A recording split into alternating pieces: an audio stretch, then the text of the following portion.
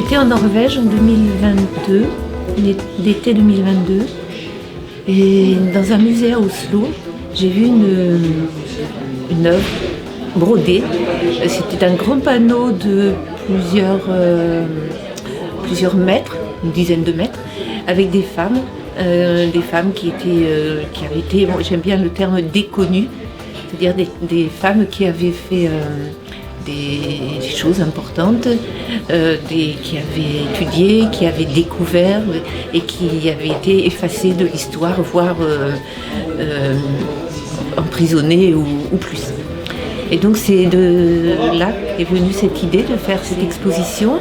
Donc j'ai cherché autour de moi une vingtaine de femmes et d'hommes au départ pour broder. Et donc au final j'ai eu 32 femmes, pas d'hommes. Et je suis très contente parce que s'il y en avait eu un, on n'aurait vu que lui.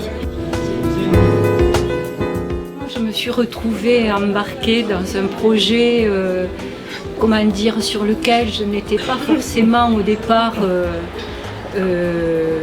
partante. Puis finalement, je me suis dit pourquoi pas, dans la mesure où j'aime bien faire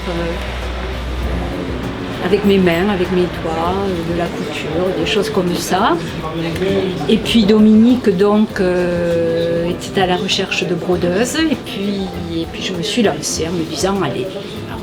Alors elle a proposé des personnalités féminines, elle, et puis d'autres ont été aussi proposées par des brodeuses. Et moi j'ai proposé Pina Bausch, voilà, parce que cette chorégraphe a apporté quelque chose à la danse contemporaine. Avant elle, ça n'existait pas vraiment. Et puis grâce à elle, on est parti vers d'autres mouvements et d'autres philosophies, d'autres espaces, d'autres costumes, et ça m'intéresse beaucoup.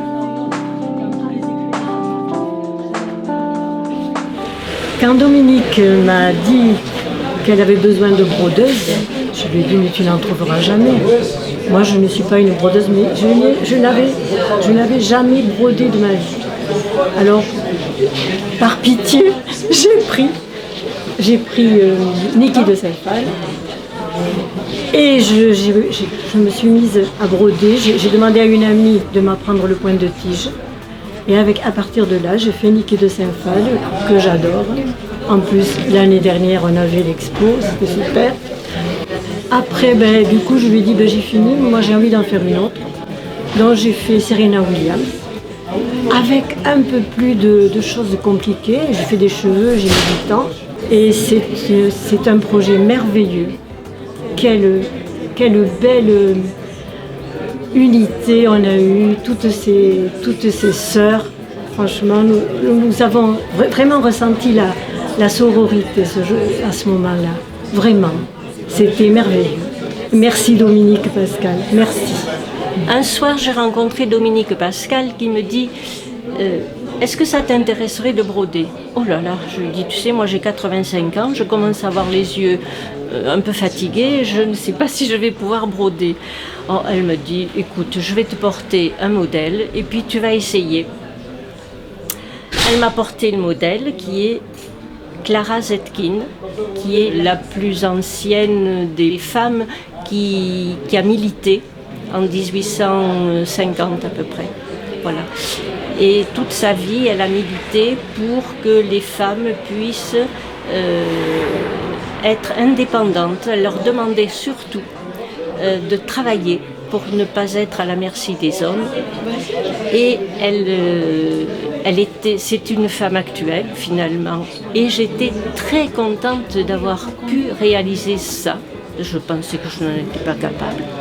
Mais de voir les personnes autour de moi, on a eu des réunions entre femmes pour faire ces tableaux et les conseils des unes,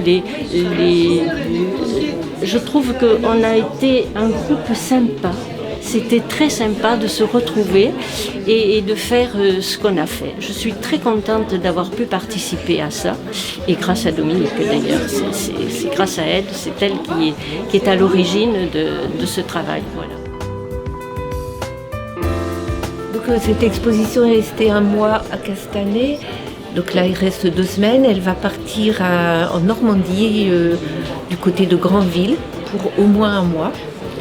Voilà. Et le projet a essaimé puisqu'il y a le même projet à Fécamp qui se fait dans un des quartiers dits de politique de la ville, avec des femmes qui sont des femmes puissantes parce qu'elles se battent tous les jours.